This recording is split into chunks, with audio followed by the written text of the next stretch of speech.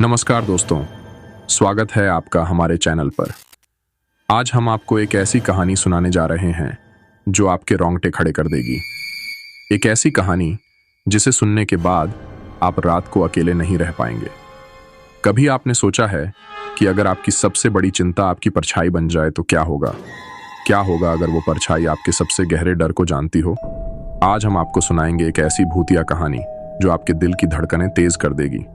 तो अगर आप डर के शौकीन हैं तो अपनी बत्तियां बंद कर लीजिए और हमारे साथ इस खौफनाक यात्रा पर चलिए। एक बार की बात है, उत्तर भारत के एक छोटे से गांव के पास एक सुनसान सड़क पर एक ट्रक ड्राइवर का नाम रमेश था। वह रात के अंधेरे में अपने ट्रक को शहर की ओर ले जा रहा था, जहां भारी बारिश और घना कोहरा छाया हुआ था। सड़क पर किसी तरह की कोई आवाज नहीं थी, बस घनी रात की सर्द हवा थी जो उसके चेहरे को झकझोर रही थी। रमेश की आंखों में थकान और चुप्पी थी। वह बहुत समय से अकेले सड़क पर चल रहा था। तभी उसने देखा कि सड़क के किनारे एक महिला खड़ी है। उसकी आंखें पीली और जलती हुई थीं और उसके बाल बिखरे हुए थे। वह पूरी तरह से सफेद साड़ी पहने हुई थी, जैसे वह कोई भूत या प्रेत हो। रमेश ने अपनी ट्रक की गति धीमी की और खिड़की से बाहर देखा। महिला उसकी ओर देख रही थी, लेकिन उसने कोई आवाज नहीं दी। उसकी आंखों में एक अजीब सा खौफ था, जैसे वह किसी को अपनी ओर खींच रही हो। क्या हुआ? रमेश ने कहा, लेकिन महिला कुछ नहीं बोली। वह धीरे धीरे ट्रक के पास आई और ट्रक के दरवाजे को खोला। रमेश की सांसें अटकने लगीं। उसने अपनी जिप पर हाथ रखा और उसे बंद कर लिया। अचानक महिला ने बोलते हुए कहा, मुझे मेरे घर तक छोड़ दो। रमेश का दिल तेजी से धड़कने लगा। उस महिला की आवाज में एक अजीब सी ठंडक थी, जैसे वह किसी और दुनिया से आई हो।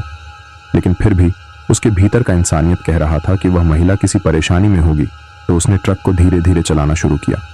वह सड़क पर बहुत दूर नहीं गए थे कि अचानक ट्रक का इंजन बंद हो गया। रमेश ने कई बार ट्रक को चालू करने की कोशिश की, लेकिन इंजन की आवाज पूरी तरह से बंद हो चुकी थी। तभी उस महिला की आवाज फिर से आई, यहां रुक जाओ। रमेश ने पलट कर देखा, लेकिन महिला गायब हो चुकी थी। उसका दिल धड़कते हुए तेजी से बढ़ने लगा। तभी वह फिर से सड़क पर दिखाई दी, लेकिन इस बार उसका चेहरा डरावना और विकृत हो चुका था। उसकी आंखें पूरी तरह से काली थीं और उसके मुंह से खून टपक रहा था। रमेश की रूह कांपने लगी। उसने ट्रक का दरवाजा खोला और बाहर निकलने की कोशिश की, लेकिन उसके पैरों में जैसे जकड़न सी आ गई। महिला अब उसकी तरफ बढ़ रही थी और हर कदम के साथ उसकी हंसी सुनाई देने लगी, जो बिल्कुल असामान्य और खौफनाक थी। अचानक रमेश को यह एहसास हुआ कि वह महिला नहीं, बल्कि एक चुड़ैल है जो उसे अपनी जाल में फंसा रही थी। उस समय उसके दिमाग में यह ख्याल आया कि शायद वह अब कभी घर नहीं लौटेगा। फिर उसके शरीर पर किसी ने कड़ा हाथ रखा और वह वहीं गिर पड़ा। ट्रक के पास एक भयंकर चीख सुनाई दी और पूरी सड़क पर अंधेरा छा गया। उस रात के बाद रमेश का कभी कोई पता नहीं चला, लेकिन जो लोग उस रास्ते से गुजरते थे उन्हें ट्रक के पास उस महिला की विकृत हंसी और खून से सने हाथ दिखाई देने लगे थे। और आज भी उस सड़क पर रात के समय एक सफेद साड़ी में खड़ी महिला को देखा जा सकता है, जो हर गुजरते ट्रक को रोकने की कोशिश करती है। मेरा नाम पवन है, मेरी उम्र 22 साल है और मैं पिछले कुछ महीनों से एक बड़ी ट्रकिंग कंपनी के लिए काम कर रहा हूँ। जैसे ही मेरी ट्रेनिंग खत्म हुई और मुझे अपना खुद का ट्रक मिला, मुझे कई अजीब चीजें दिखने लगी। रेगिस्तान के बीच रात के लगभग 12 बजे कुछ ऐसा हुआ जिसे मैं कभी नहीं भूल पाऊंगा। अभी मुझे अगली ट्रक स्टॉप तक पहुंचने में 1 घंटा बाकी था। ठंडी हवा मेरे चेहरे पर पड़ रही थी, जिससे मुझे नींद आने से बचने में मदद मिल रही थी। नींद में गाड़ी चलाना कितना खतरनाक हो सकता है, ये तब तक पता नहीं चलता जब तक आप खुद इस काम को नहीं करते। अचानक गाड़ी के सामने से कुछ तेजी से गुजरा। मुझे लगा कि कोई जानवर होगा, लेकिन वह इतनी तेज था कि मैं ठीक से देख भी नहीं पाया। शायद वह कोई सफेद रंग का बड़ा कुत्ता था, लेकिन वह इतनी तेजी से भागा कि मेरा दिमाग वहीं रुक गया। अभी मैंने खुद को संभाला ही था कि ट्रक अचानक से बाईं तरफ मुड़ गया। मैंने तेजी से स्टीयरिंग घुमाया और ब्रेक मारा, वरना ट्रक उलट सकता था। गाड़ी को कंट्रोल में करने के बाद मैंने सड़क के किनारे ट्रक रोका, इंजन बंद किया और ट्रक से नीचे उतरा कि देखूं क्या नुकसान हुआ। ये क्या हुआ, मैंने खुद से कहा। जब मैंने ट्रक के ट्रेलर पर एक बड़ा डेंट देखा, कुछ भी साफ समझ नहीं आ रहा था कि यह किस चीज का निशान है। मैंने सोचा शायद कोई बड़ा पत्थर होगा, लेकिन आसपास कोई पहाड़ तो दिख नहीं रहा था। हर तरफ सिर्फ रेगिस्तान था। और फिर मैंने पीछे से किसी के कदमों की आवाज सुनी। दिल की धड़कनें तेज हो गईं और जब मैंने पलट कर देखा तो जो सामने था उसे देखकर मेरे होश उड़ गए। वह कोई जानवर नहीं बल्कि एक विशाल सफेद रंग का जीव था। उसकी आकृति एक बड़े कुत्ते जैसी थी, लेकिन वह 2 पैरों पर खड़ा था। उसकी लंबी बाहें उसके घुटनों से भी नीचे लटक रही थीं। उसकी कंधे चौड़े थे और उसकी आंखें काली खून की प्यासी सी दिख रही थीं। वह कुछ देर मेरी ओर देखता रहा और फिर मेरी ओर बढ़ने के बजाय धीरे धीरे वाप झाड़ियों में गायब हो गया। मैंने जल्दी से ट्रक की तरफ दौड़ लगाई, अंदर बैठा और दरवाजे लॉक कर दिए। मैंने ट्रक स्टार्ट किया और जितनी तेजी से हो सकता था ट्रक को वहां से भगा लिया। अगले कुछ दिनों तक यह खौफनाक मंजर मेरे जन में घूमता रहा। आज भी जब मैं ट्रक पर अकेले सफर करता हूं तो हर बार वह सफेद जीव मेरी यादों में लौट आता है। तो यह थी मेरी कहानी। और अगर आप भी ट्रक ड्राइवर हैं या लंबी सड़कों पर सफर करते हैं तो सावधान रहे, कौन जा कब कोई अनजान साया आपके पीछे आ जाए। यह कहानी मुझे वेस्ट बंगाल से भेजी है। उनका कहना है कि यह कहानी उनके पिताजी ने उन्हें सुनाई थी जब उनके पिता ट्रक चलाया करते थे। यह सन 1990 की बात है। एक बार सुभाष बिहार ट्रक ड्राइव कर रहे थे। रात का वक्त था। सुभाष के साथ उनका खलासी मुकेश भी था। मुकेश एक बर का आलसी इंसान था। उसे जिस काम को करने के लिए कहो वह उस काम को करता तो था, मगर उस वक्त नहीं करता जब उसे करने के लिए कहा जाए। वह आराम से अपनी मर्जी से जब उसका मन होता वह तब उस काम को करता। उस रात जब सुभाष और मुकेश बीच जंगल में एक सुनसान सड़क में थे, ट्रक चलते चलते अचानक हिचकोले खाने लगा। सुभाष समझ गए कि ट्रक का अगला टायर पंक्चर हो गया है। ट्रक में सामान लोडेड था, इसलिए उन्होंने बड़ी ही सावधानी से ट्रक को तुरंत ही सड़क के किनारे रोक लिया। उस वक्त वह एक सुनसान जंगल के बीच थे जहां आसपास सिवाय घने पेड़ों के और अंधेरे के कुछ भी नहीं था। सुभाष और मुकेश ट्रक से नीचे उतरे तो देखा ट्रक के सामने लेफ्ट साइड वाला टायर पूरी तरह से फ्लैट हो चुका था। सुभाष ने न से कहा कि जल्दी से ट्रक का स्पेयर टायर निकाल के बदल दे, जल्दी यहां से निकलना है। मगर इस बात को सुनकर मुकेश के चेहरे से रंग उड़ गए। वह बस चुपचाप खड़ा घबराते हुए सुभाष की तरफ देख रहा था। अबे घोंचू, मेरे मुंह में क्या 2 का पहाड़ा लिखा हुआ है? चल मुंह मत देख और जल्दी से स्टेपनी निकाल। मुकेश बोला। उस्ताद, स्टेपनी पंक्चर है। सुभाष बोले। क्या तूने पिछली बार स्टेपनी का पंक्चर नहीं जुड़वा? या अबे आलसी, मैंने तुझे काम पर क्यों रखा हुआ है? काम करने के लिए ही ना। तो जैसा मैं कहता हूं तू वैसा करता क्यों नहीं है? पिछले 1 महीने से हम पंक्चर स्टेपनी लेकर घूम रहे हैं। अब तेरे चक्कर में इस जंगल में झक मारनी पड़ेगी। मुकेश चुपचाप सिर झुकाकर खड़ा रहा। उस वक्त रात के 11 बज रहे थे। दोनों ने दिन से कुछ खाया भी नहीं था। उनका प्लान था कि उस जगह से 15 किलोमीटर आगे जाकर एक ढाब में खाना खाएंगे, मगर वहां पहुंचने से पहले ही ट्रक का टायर पंक्चर हो गया। अब उन दोनों को बहुत जोरों की भूख लग रही थी। वह दोनों सुनसान जंगल के बीच में थे, इसलिए वह ट्रक में ही खिचड़ी बनाने लगे। थोड़ी ही देर में खिचड़ी बनकर तैयार हो गई। दोनों गर्मा गर्म खिचड़ी खाने लगे। तभी सुभाष की नजर ट्रक से कुछ ही दूरी पर सामने सड़क के किनारे एक पेड़ के पास गई।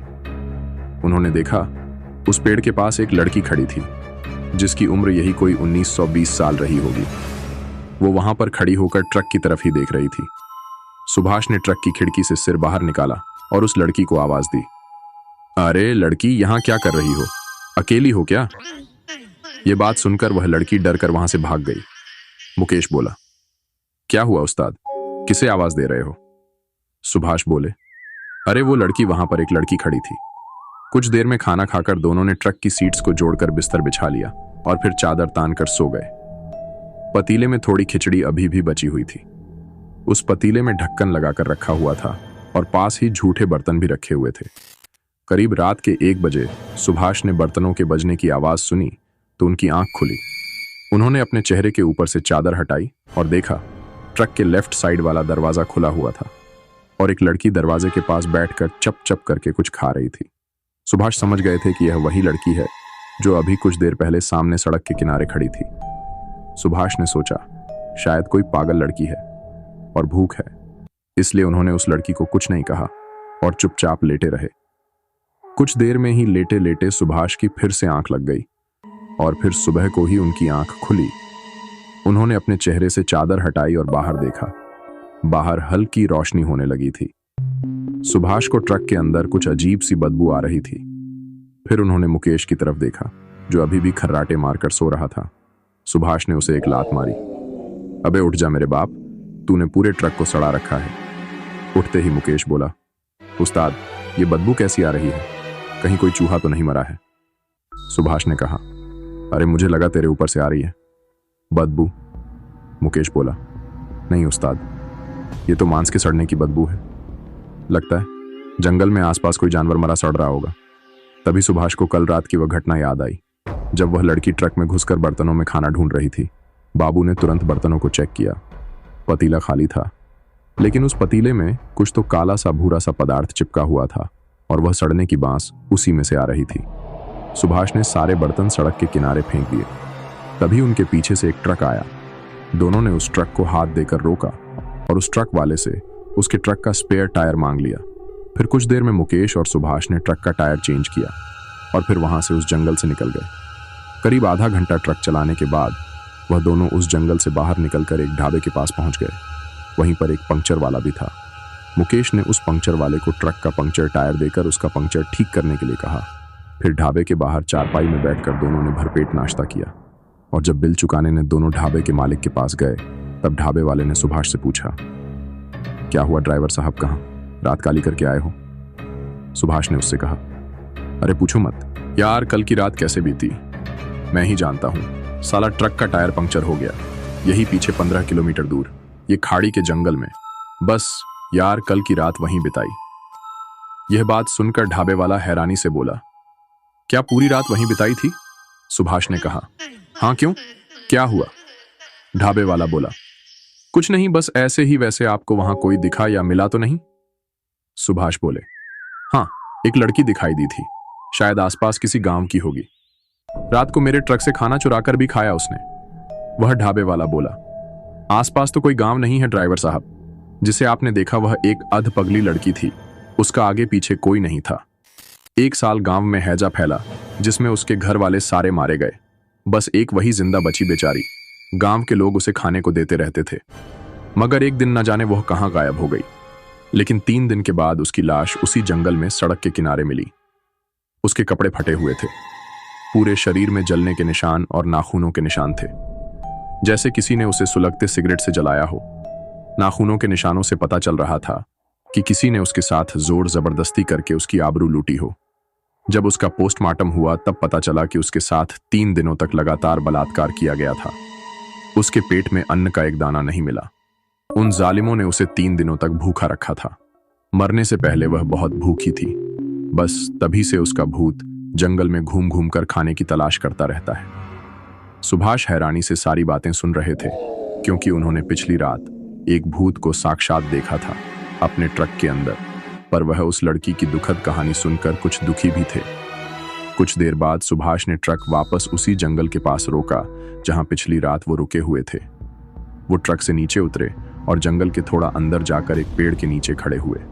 उनके हाथ में अखबार में लिपटी हुई कुछ रोटियां थीं, जिसे उन्होंने उस पेड़ के नीचे रखा और फिर वह वापस ट्रक में बैठकर वहां से अपनी मंजिल की तरफ बढ़ गए। उसके बाद सुभाष जब भी उस सड़क से गुजरते थे, अपने साथ कुछ रोटियां लेकर उसी पेड़ के नीचे रखाते थे।